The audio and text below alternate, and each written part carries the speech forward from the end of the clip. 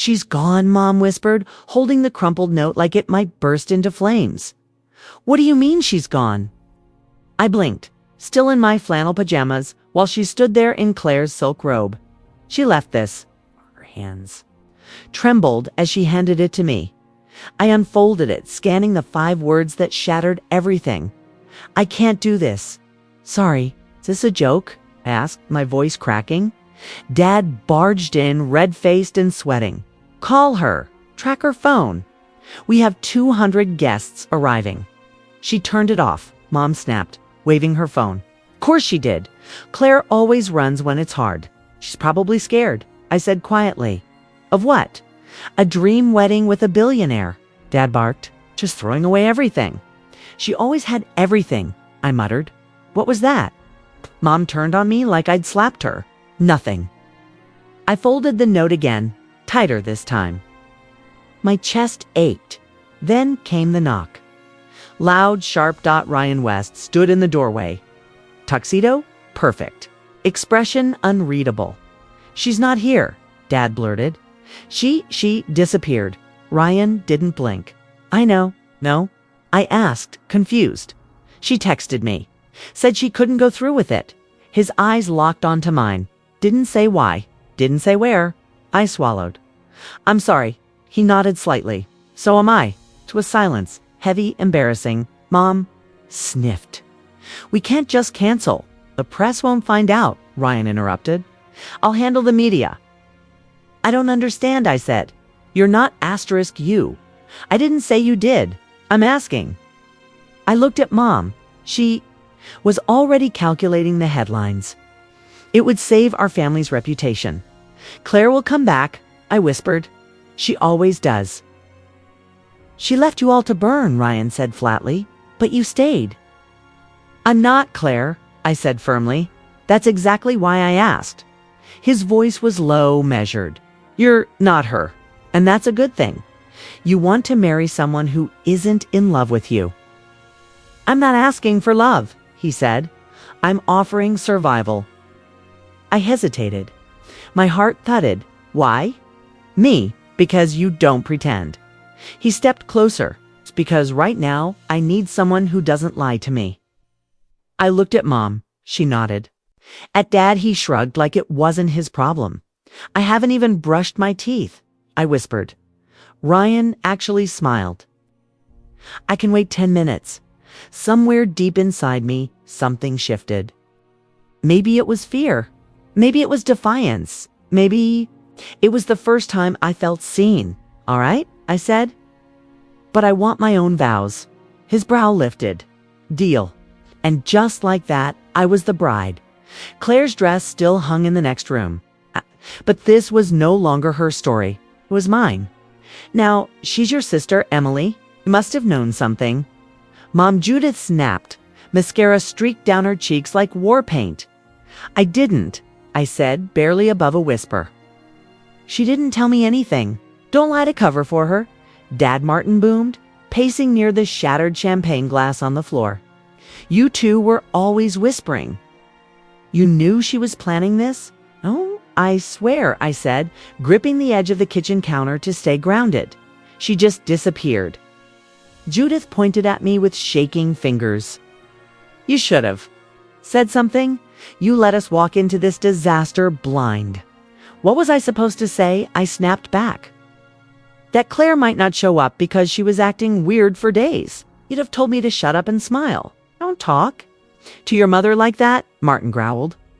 Ryan cleared his throat from the corner of the room, arms crossed, voice calm. Enough. Everyone froze.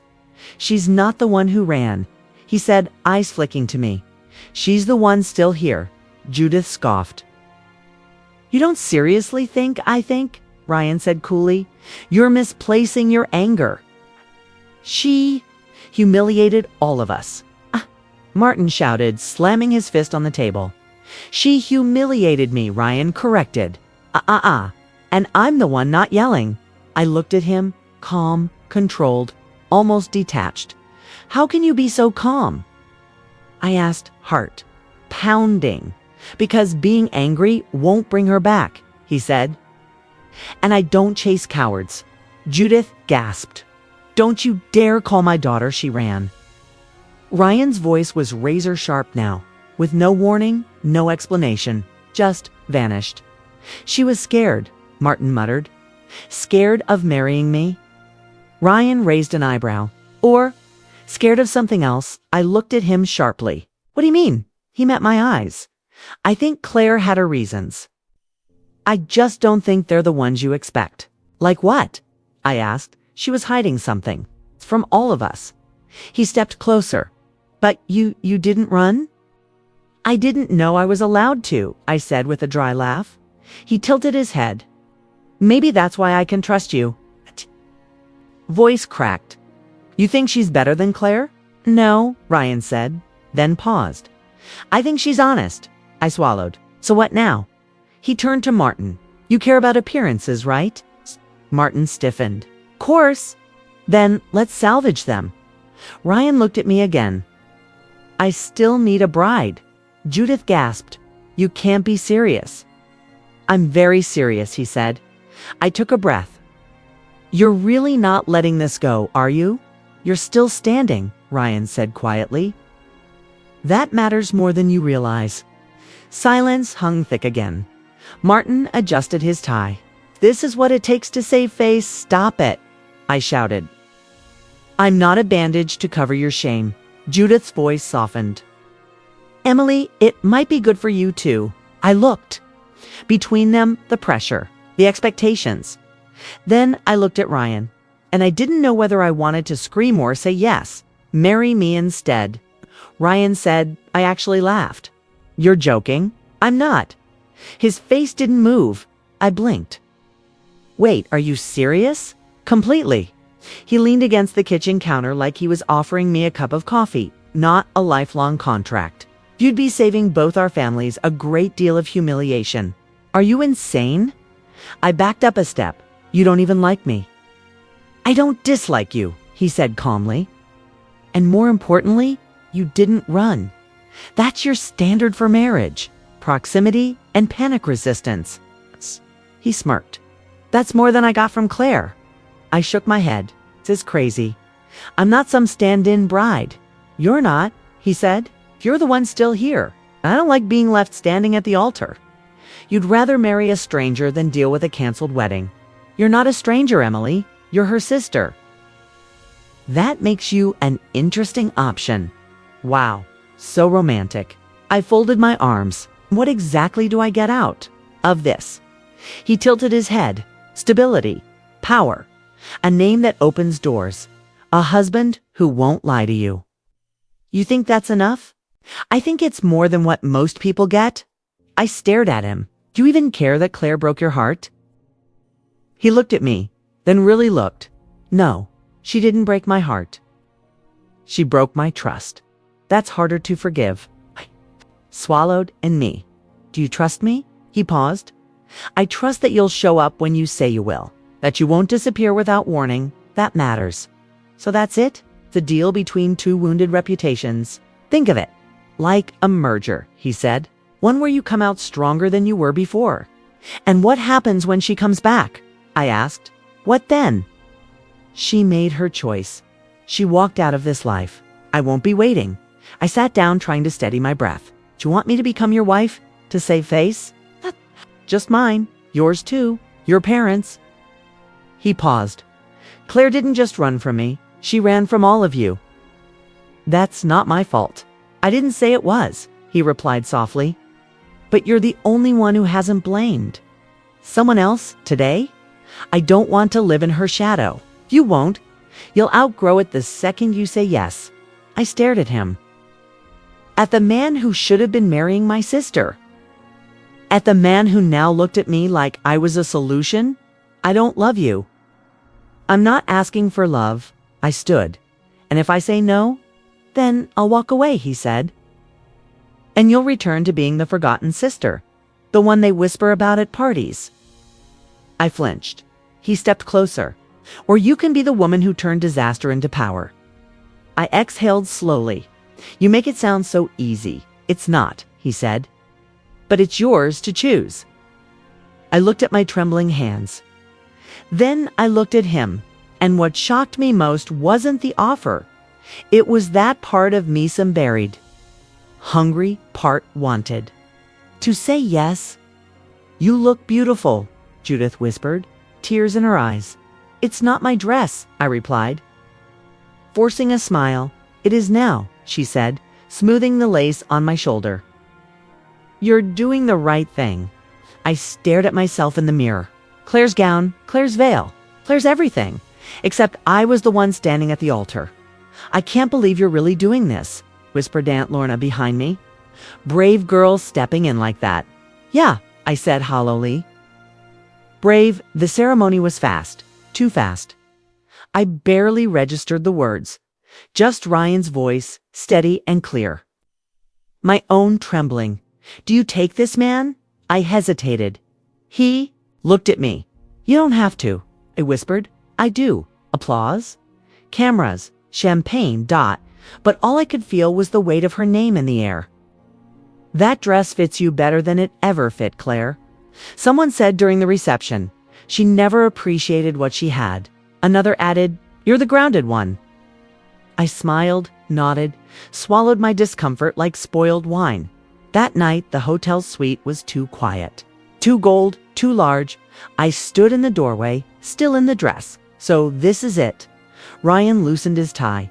"You can take the bed. I'll sleep on the couch." "Don't have to." "I want to," he said. I stepped inside slowly. Everyone keeps saying I'm better than her, that I belong here more. Do you believe them? "I don't know," I admitted. "Sometimes I feel like they're just relieved someone showed up." He walked to the minibar. "Maybe they are." "That doesn't help." He poured 2 glasses. "You think I don't hear it too? Poor Ryan had to marry the sister." My face burned. "So I'm just a placeholder." "No," he handed me a glass. "You're someone who made a choice." Claire ran. "You didn't." I wore her dress, spoke her vows, slept in her room. He looked at me. "But you didn't become her." I sat on the edge of the bed. "Then why do I still feel like a copy?" "Because they won't let you forget," he said. "But well, you don't even know me." "I know enough," he said. "I know you stayed." I stared at the wine in my glass. "That's becoming your favorite line, because it matters." I looked up at him. "Does that matter to you?" "Just to the image you want to maintain." He didn't blink. To me, I didn't know if I believed him. But for a second, I wanted to. I changed out of the dress in the bathroom, folding it carefully on the counter.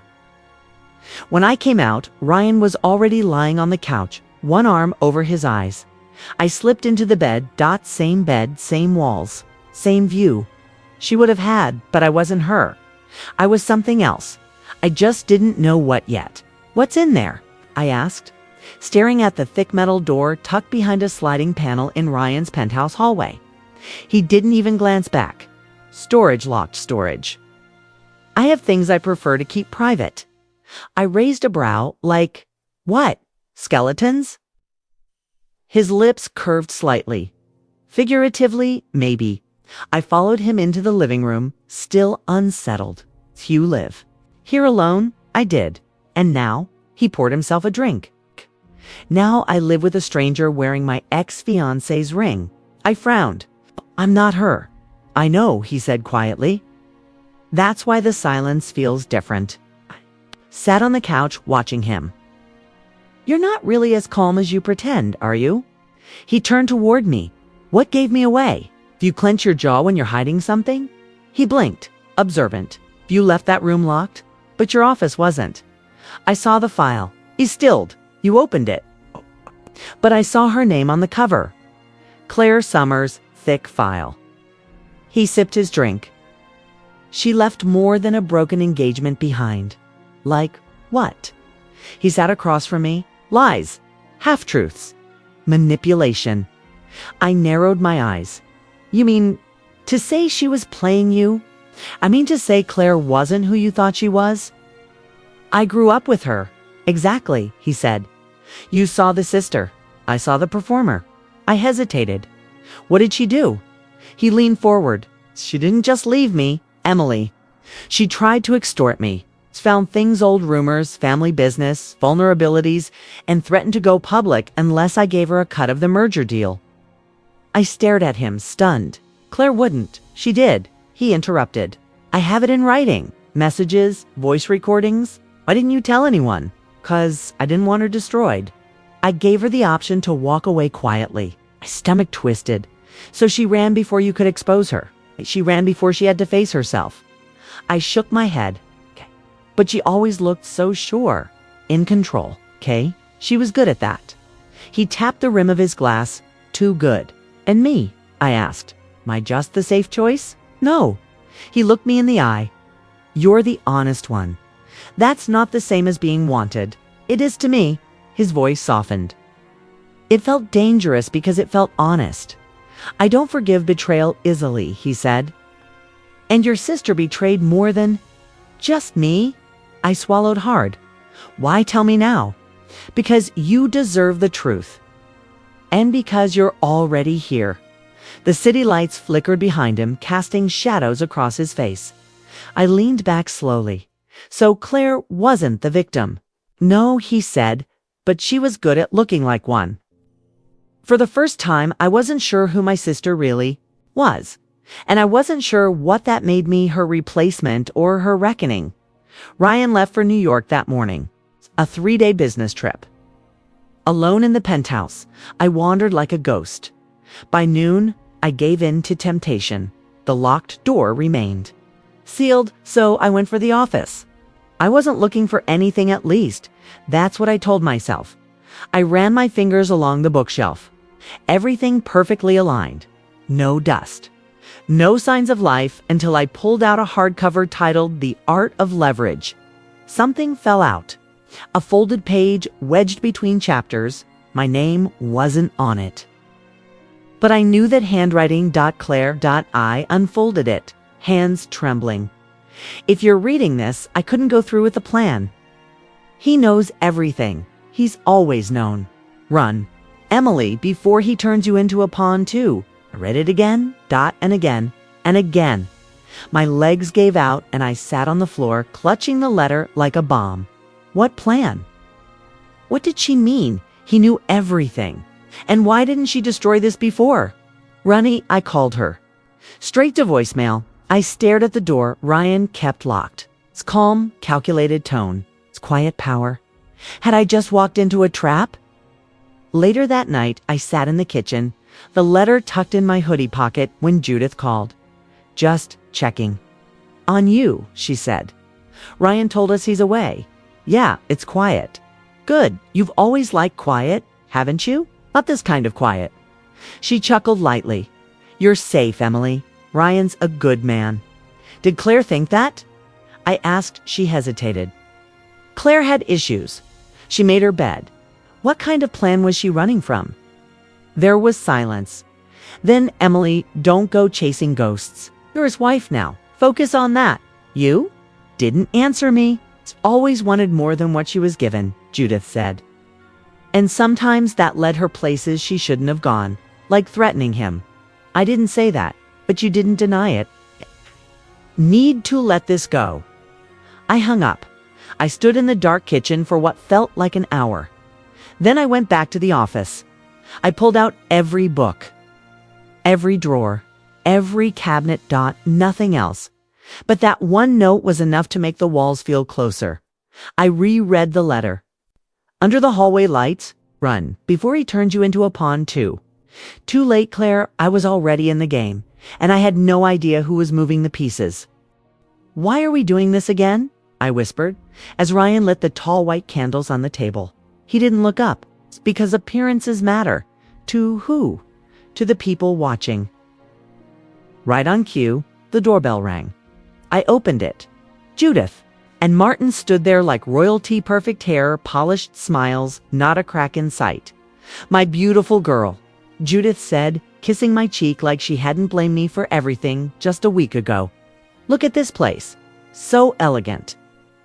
Martin handed over a bottle of wine for the happy couple. Thanks, I muttered, stepping aside. At dinner, no one spoke of Claire. Fork taps, forced laughs, and shallow compliments. This risotto is divine, Judith said, dabbing her lips. Claire never learned to cook. Always too busy. Too busy planning her escape. I muttered under my breath. Ryan gave me a warning glance. She had charm, though, Judith added brightly. That girl could melt a room with one smile. Ryan's. Fork paused midair. He didn't speak, but I saw the flash in his eyes. Always the center of attention, Martin agreed. It's why she stood out. I looked down at my plate. You're different, Judith said to me. We're grounded. Less dangerous, you mean? I asked. She blinked. That's not what I said, but it's what you meant. Ryan cleared his throat. Claire's charm wasn't harmless. Hurt people. Judith's smile froze. Excuse me? She manipulated, he said. She lied. She was scared, Martin defended. Or greedy, Ryan replied flatly. Silence followed. I sipped my water to fill the space. Judith regained her smile like slipping on a mask. Well, we all make mistakes. What matters is we move on. Some mistakes cost more than others, Ryan said. She tilted her head. And some wounds should stay buried. His eyes met hers. Not when they're still bleeding. Judith said nothing. Martin looked suddenly interested in his wine. I forced a tight smile. Anyone want dessert? Judith stood. We should. Go. No dessert, I asked sweetly. Claire's favorite was always lemon tart, wasn't it? She flinched. Funny, I added. She always said charm could get her out of anything. Judith grabbed her purse. Good night, Emily. Ryan Martin muttered. Thanks for dinner. The door closed behind them. I turned to Ryan. That went well? He loosened his collar. She knows I know. Do you think she was in on it? I think she coached Clare. I exhaled. Her charm ruined lives, Ryan said. She just let Clare take the fall. I looked back at the half-eaten dinner. Everything looked perfect, but it all left a bitter taste in my mouth. Excuse me, ma'am, the doorman said, holding out a clipboard. There's someone downstairs asking for you. Says his name is Marcus. I froze. Marcus. He says he's Claire's ex-boyfriend. My heart dropped. Tell him I'll meet him in the lobby. When I got there, Marcus was pacing, his hands shoved into his coat pockets. He looked rough and shaven, dark circles under his eyes. Emily, he said as soon as he saw me, we need to talk. You shouldn't be here, I replied, arms crossed. Claire's gone. I know, he snapped. It's why I'm here. I stared at him. You think I know where she is? No. But I know what your family did. What are you talking about? He stepped closer. You think she ran because of Ryan? She ran because your family threatened her? I blinked. Threatened her? How? They gave her an ultimatum, he said. Marry Ryan or lose everything, her inheritance, her reputation, her career contacts. That's not true. Oh, it's very true, he hissed. Your mother told her she'd be disowned if she didn't go through with it. I took a step back. You're lying. Claire told me everything, Emily. She was scared. She didn't want the marriage, but they kept pushing. She could have told me. She tried. But you were too busy trying to be the good daughter. My throat tightened. Why are you here now? Because I loved her, he said, eyes burning. And she loved me. But she was drowning in your family's expectations. That doesn't excuse what she did. No, but it explains it. I swallowed hard. Leave, Marcus, please. I'm not the villain here, he said. Ask your mother who really pulled the strings. I turned away. That night, I found Mom in the garden, trimming her roses like it was any normal evening. I saw Marcus today, I said. She didn't look up. Oh, he said you forced Claire to marry Ryan. She snipped a stem. He's not credible. Is it true? She paused. We did what was best for her. That's not an answer. She was reckless. She needed structure. She needed support. She needed to grow up, Judith said coldly. Ryan was a stable future. Marcus was a dead end. You gave her an ultimatum? We gave her a choice, she said. Okay? And she ran. She ran because she was scared of you? She ran because she wasn't strong enough to finish what she started. I stared at her. Did you ever love her? Lee, love her? She finally looked at me. I loved the version of her that didn't destroy everything she touched. I felt sick. You pushed her into a life she didn't want. She had opportunities most girls dream of. And she threw it away. I stepped back. You didn't? Just lose a daughter. You helped destroy her. Her silence was deafening in that moment. I didn't just question Claire. I questioned everything. Why didn't you tell me the truth from the beginning? I asked as Ryan poured himself a glass of whiskey. He didn't look at me because I didn't trust you. But you married me. I didn't need trust to sign a contract. I folded my arms. So this really was just a business deal. He took a sip. It started that way. I stepped closer and Claire. What exactly did she want from you? He set the glass down. Money, leverage, power. She agreed. To marry you for that? She agreed to the merger on paper. But behind closed doors, she tried to negotiate terms. What kind of terms? He glanced at me. Controlling share in the new company. Access to my board. I blinked. That's bold, he nodded. She underestimated me. And when you said no, she threatened to walk and expose confidential information she dug up about my father. I swallowed. That file you kept it was real. Every word. I sat down slowly. So she tried to blackmail you. She wanted to play me, he said quietly. So I let her. You knew she'd leave. I counted on it, he said. I gave her the pen to sign the deal and enough rope to hang herself. My stomach turned. You orchestrated all of this? I protected myself, he said. And I watched her burn the bridge with her own hands. And me, I whispered. What was I? A backup plan. No, he said, walking over. You were the only one who didn't lie. I looked up at him. You think that makes me better? It makes you different, he said. And that's why I chose you. I didn't agree to this to be your cleanup crew. I never said you were. His voice softened. You came with no hidden agenda, no mask. I stood. That doesn't mean I'm weak. I know, he said. That's why I'm telling you now. I searched his face. So what happens next? You decide? He said. You're not a pawn, Emily. Not anymore. For the first time, I believed him, because in that moment I realized he wasn't holding the power anymore. I was.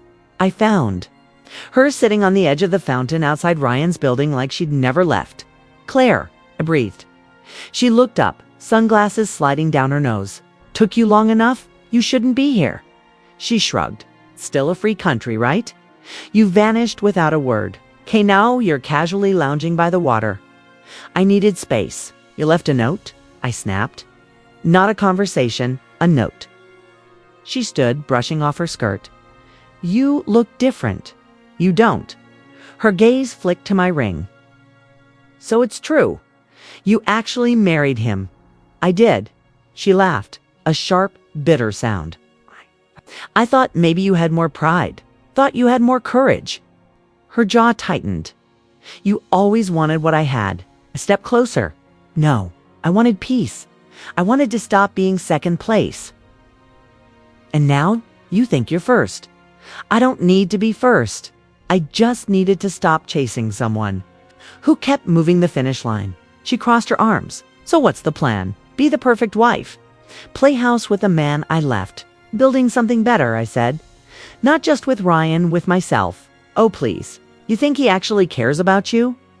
I don't know, I admitted. But I care about me. And that's a start. She scoffed. You've changed. No, Claire. I stopped hiding. You'll never fit into his world. I already do, I said. Because I'm not pretending anymore. She looked away. You have no idea what you stepped into. Maybe not, I said. But at least I didn't run from it. Her eyes flashed. I ran because I had no choice. No, you ran because you didn't want to be held accountable. You don't know what they did to me, she hissed. I know what they did to both of us, I said quietly. And I'm done letting them decide who I get to be. She stared at me like I was a stranger. And maybe I was. Maybe the sister she knew didn't exist anymore. "You're playing a dangerous game," she said. "I'm not playing," I rebuilding. Claire didn't respond. She just turned and walked away, heels echoing on the pavement. I didn't call after her, for the first time. I didn't need to, because I wasn't the one chasing her anymore.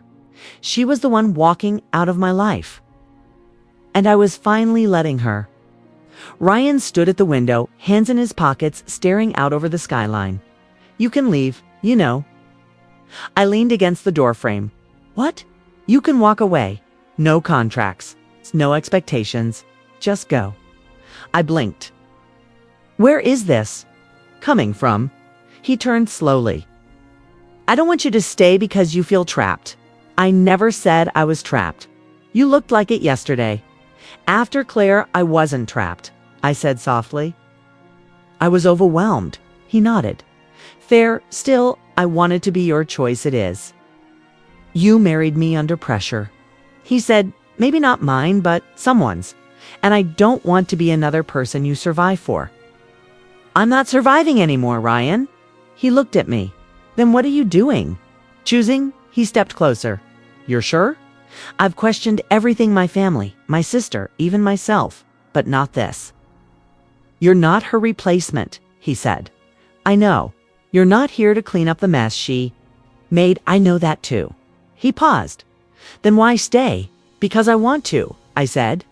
"Not for the headlines. Not for convenience, for me." His voice was quiet. "You don't feel like you're pretending anymore. Not when I'm with you." Ryan's jaw tightened. "I didn't plan for this. You weren't part of the equation. Neither were you," I said. "But here we are." He smiled faintly. "And if I say I want more than just a merger?" I met his gaze. "Then say it." "I want a partner," he said. "Not a puppet, not a placeholder. A partner. Then treat me like one." He reached for my hand. "Starting now." I held on tighter than I meant to. "You still scared?" he asked, terrified. "Me?" Too. We both laughed, nervous, real. I stepped back. "I'm not running, Ryan. Not anymore." "Then stay," he said, eyes locked on mine. "Not as Claire's shadow, as yourself." I exhaled slowly. Okay. Yeah," I said. "Let's see what we can build without anyone else pulling the strings." He nodded together. I didn't need flowers or grand gestures. Just this, a choice that was finally mine. Someone who respected it. "You sure about this?" Brian asked, fixing his cufflinks. I smoothed my dress. "Are you?" He smiled. "I asked first." "Am," I said, "but not for the reasons." "They think." He raised an eyebrow. "What do they think? That I got lucky? That I stepped into my sister's life like it was an empty dress? And what's the truth? I built my own." The ballroom was glowing with soft lights, polished marble, and too many curious eyes. Some whispered as we passed, "Is that the sister? She married him after Claire ran, right?" I heard she planned it. I ignored them. At the front table, Judith gave me a stiff smile. "You look radiant." "Thank you," I said, voice steady. "It's amazing what happens when you stop hiding." Martin raised his glass awkwardly. "To the new Mrs. West." "To Emily," Ryan said beside me. "The woman who didn't just step in, but stepped up." Judith shifted in her seat. "Well, we all adjust." I met her eyes. Some of us evolve. Later on the balcony, I leaned over the railing. I used to think I was invisible. Ryan came beside me, and now I feel seen. Not by them, by me. He nodded. "They never expected you." "I know." I said. I was the backup, the overlooked sister. "But you stayed." "I didn't just stay. I changed the ending." He looked at me. "You rewrote the whole book. I used to wait for people to pick me, choose me. And now I chose myself." He slipped his hand into mine. "You're not just my wife, Emily. You're my equal." I turned to him. "Then treat me like one." "I intend to," he said, pulling me close. "Every day." The music floated through the open doors. People danced, laughed, watched, let them watch. I wasn't Claire's ghost. I wasn't their charity case. I was the bride they never saw coming, but I was the one who stayed. I was the one who lit the match.